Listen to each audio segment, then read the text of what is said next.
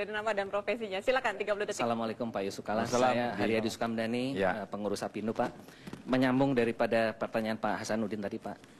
Sebenarnya proses daripada keinginan untuk menyempurnakan undang-undang ini sudah berjalan Pak. Jadi tempo hari juga sudah disampaikan kepada Presiden. Bahkan Presiden menugaskan kepada 5 universitas untuk mengkaji Undang-Undang 13 ini Pak. Dan jawaban daripada tim tersebut adalah memang merekomendasikan ini adalah untuk dilakukan perubahan. Karena ini perlu diharmonisasikan dengan undang-undang yang lain. Undang-Undang Jam Sostek dan Undang-Undang Pensiun dan Sistem Jaminan Sosial Nasional Pak. Pertanyaannya adalah apakah ini akan menjadi prioritas dari Pak Yusuf Kala apabila Bapak nanti menjadi Presiden? Atau seperti yang lalu hanya manggut-manggut saja Pak? Terima kasih. Assalamualaikum. Silakan Pak. Ya, sebenarnya dulu betul 2007 5 universitas sudah ikut mempelajari. Namanya rekomendasi dari pihak ketiga tergantung kedua pihak. Setuju juga rekomendasi itu tidak kan persoalannya itu. Waktu itu masih belum sesuai pandangannya. Karena tadi 2 faktor yang paling masalah itu antara pesangon yang tinggi dan juga outsourcing dan beberapa hal lagi waktu itu yang tidak disetujui. Tapi inti masalahnya sebenarnya ialah kekhawatiran. Pengusaha takut khawatir nanti ada PHK dia mesti bayar mahal. Buruh khawatir nanti pekerjaan susah, maka susah dapat, kalau dia berhenti susah dapat kerja lagi, minta pesangon yang tinggi. Jadi kalau ekonomi kita bertumbuh dengan baik 8%, kekhawatiran ini tidak perlu terjadi. Jadi dibutuhkan 3 hal. Adanya suatu optimisme kedua belah pihak bahwa kita tidak sejelek ekonomi kita, adanya efisiensi dari banyak hal sehingga biaya pengusaha bisa lebih rendah overhead-nya, kemudian karena itu dapat meningkatkan gaji pekerja, dan pemerintah bisa mendorong pertumbuhan lebih lanjut. Maka sebenarnya kedua kekhawatiran ini tidak perlu terjadi, sehingga pekerja dan buruh akan lebih harmonis jadinya melihat masa depan kita ini. Bahwa ada masalah-masalah itu biasa saja dimanapun terjadi ketidakcocokan dan sebagainya, tapi itu dapat diatasi dengan ekonomi yang tumbuh, berarti PHK kurang. Intinya sebenarnya di situ. Dan sama dengan outsourcing itu pekerja tidak tetap ya harus ditampung dalam satu perusahaan yang dikontrakkan kepada perusahaan ini, sehingga ada jaminan tetap di satu perusahaan inti ini, sehingga masing-masing tidak perlu khawatir. Itu kira-kira dibutuhkan. Baik. Terima kasih Pak Yusuf Kala. Kita buka pertanyaan ketiga, silahkan sebutkan nama dan profesinya. Bismillahirrahmanirrahim. Assalamualaikum warahmatullahi wabarakatuh. Nama saya Tamrin Mosi'i, saya Vice President dari Serikat Pekerja Metal Indonesia dan Presiden dari Konfederasi Serikat Pekerja Indonesia.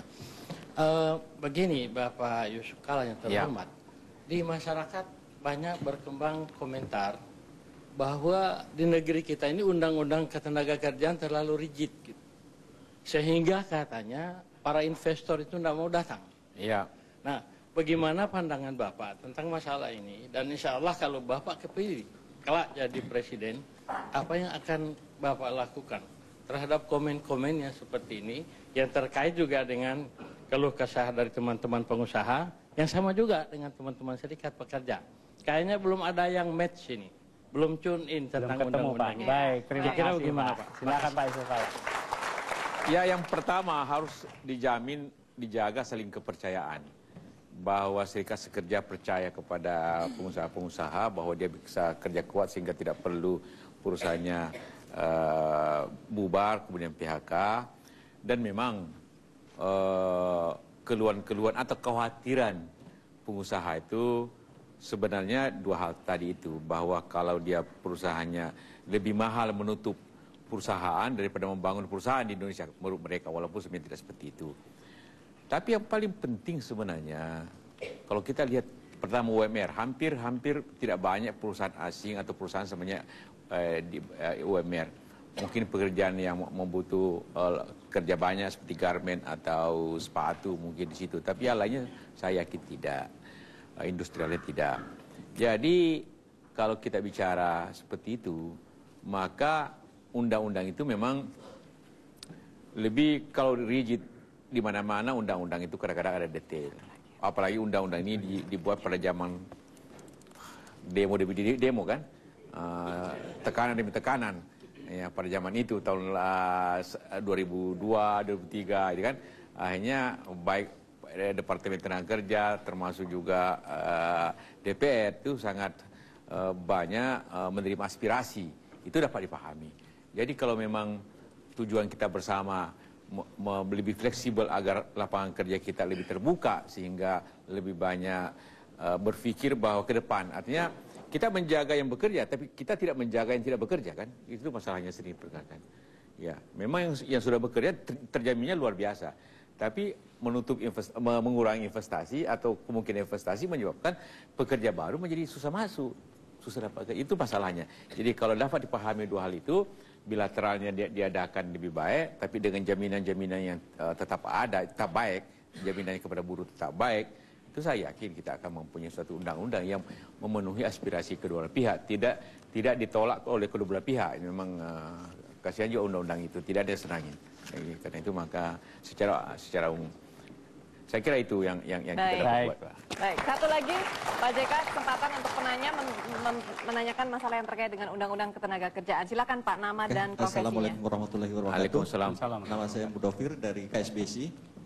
Terkait dengan masalah outsourcing dan pekerja kontrak, Pak. Jadi gini, sebenarnya KSBSI sudah punya konsep dalam hal untuk mengatasi permasalahan buruh outsourcing dan kontrak. Umumnya salah satunya harus ada klasifikasi tentang jenis-jenis pekerjaan yang harus di outsourcing atau di kontrak. Kemudian upah untuk bekerja outsourcing atau kontrak harus lebih tinggi dari pekerja tetap. Kemudian dalam hal pengawasan, saya kira pengawasan kita harus ada konsep baru, pengawasan secara tripartit nasional. Jadi kayak tripartit pengupahan sama. Jadi kita libatkan antara serikat buruh, pengusaha, dan pemerintah dalam hal untuk mengawasi pelaksanaan daripada undang-undang. Nah, kira-kira konsep itu menurut Bapak gimana, dan apakah ada langkah konkret dari Pak JK untuk lebih cepat, lebih baik gitu, Pak? Terima kasih. Ya. Pasti lebih cepat lebih baik.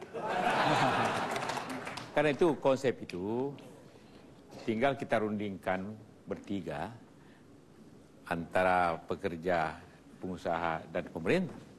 Karena pemerintah juga berkepentingan agar ini harmonis. Ya, kalau sudah ada kesepakatan tadi itu, sekali lagi saya juga bekas pengusaha tahu betul bahwa tidak ada keinginan pengusaha untuk buruhnya tidak sejahtera.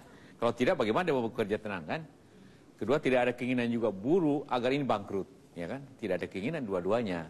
Jadi kalau harmoninya lah dijamin, tapi tetap terjamin hak-haknya sambil perusahaan jalan, itu apa yang disampaikan tadi itu saya kira benar, bahwa ada klasifikasi tertentu apa tukang cat, tukang las atau semuanya, karena ada juga biar kasir pun bekerja lama tetap aja outsourcing tentu. Tapi sebenarnya selama dia bekerja di suatu perusahaan lain yang menjamin hak-haknya di situ, itu juga tentu selama buruh itu ada yang menjamin dia masa depannya, kan itu yang penting, dan gaji yang cukup. Sudah 2 menit dan Pak JK sudah 4 pertanyaan ya Pak dijawab dalam segmen ini. Kita akan istirahat sejenak. Di segmen ketiga nanti apa yang akan dibahas Mas Tommy? Kita bicara masalah pendidikan dan kualitas sumber daya manusia dan hubungan antara pendidikan Pak, khususnya lulusan dari perguruan tinggi, bagaimana kita sinkronkan dengan pasar tenaga kerja. Baik. Pemirsa jangan kemana-mana, tetaplah bersama kami di Metro TV dalam program Capres Bicara.